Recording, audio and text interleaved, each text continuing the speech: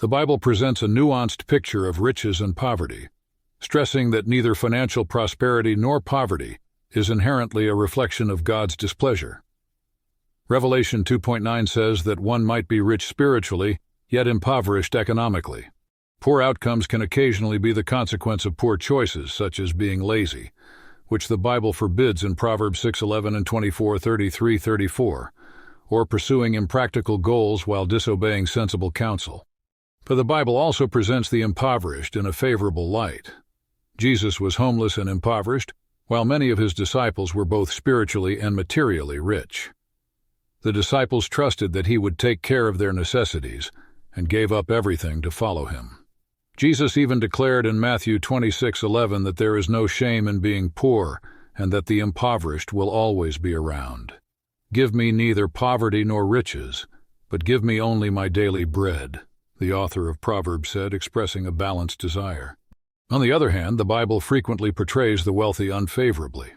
Because it might induce one to place their mistaken reliance on wealth rather than God, wealth can be a barrier to joining God's kingdom.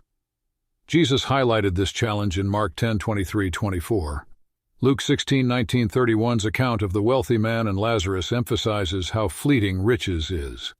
While the impoverished Lazarus found solace in heaven, the rich man lived a luxurious life, and as a result of his avarice, ended himself in hell.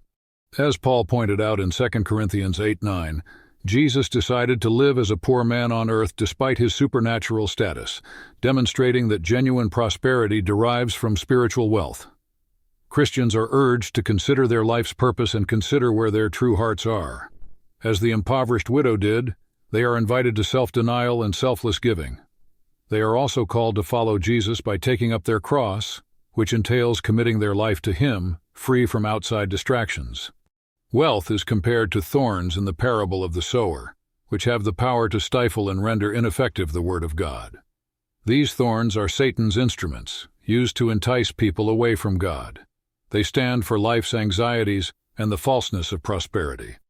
The Bible therefore draws a distinction between people who are affluent but do not have a connection with God, and those who are destitute but rich spiritually.